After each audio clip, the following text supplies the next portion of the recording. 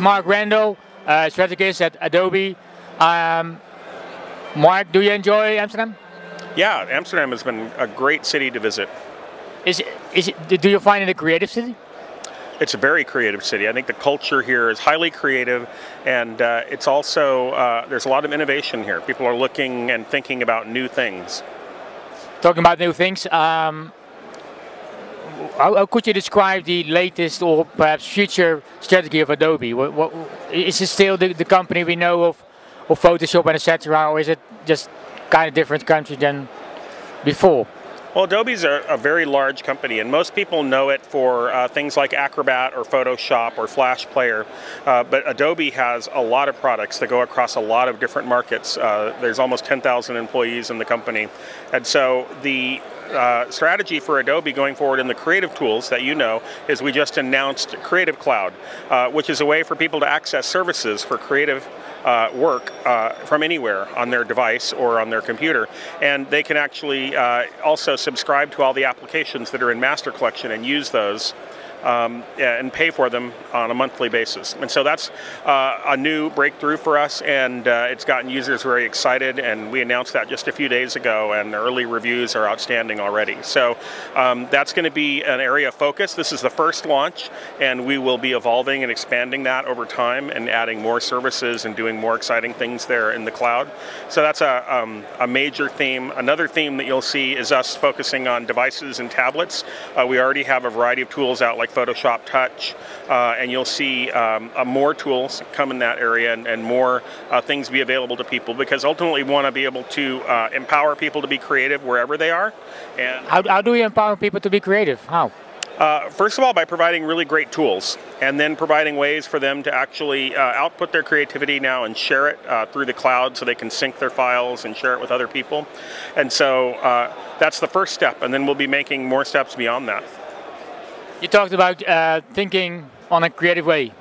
How can people be creative when they're not creative?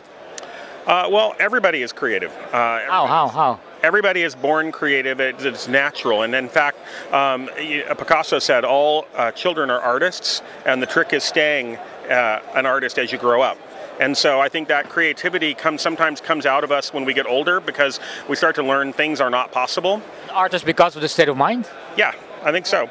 And so what we need to do in order to empower people to be more creative, there's a bunch of techniques. Like the first one is a lot of people do brainstorming to try to be creative, but scientific studies show that brainstorming is actually not as effective as getting the group, the same group you would have gotten together to think separately, alone, about the problem, and then they come together, and instead of not criticizing or evaluating, they actually should get together and evaluate and criticize and try to combine, in an intensive process, combine their ideas, and that turns out to be about twice as effective as traditional brainstorming. I call it solo storming.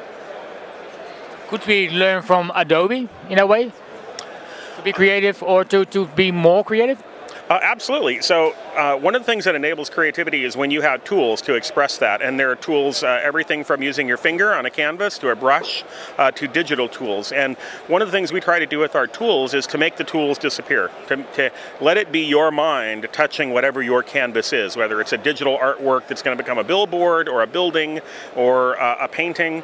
We're trying to essentially get the tools out of the way so you can express what's in your mind directly. So, someday Adobe will hopefully have a brain interface that we just, you can add to your brain, and then what you think can exist in reality. But in the meantime, we have to work through your hands and through your eyes, and so that's us trying to make the tools better and better. So Adobe is about usability.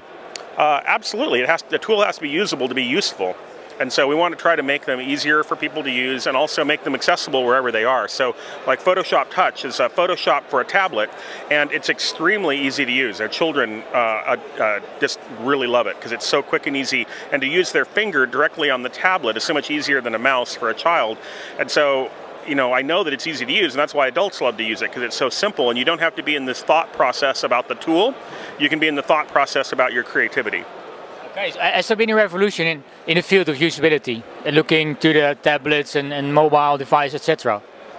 Yeah, I think we are undergoing a revolution in usability right now. The touch interfaces that we've seen in tablets and on mobile devices are... The Kinect technique, Microsoft?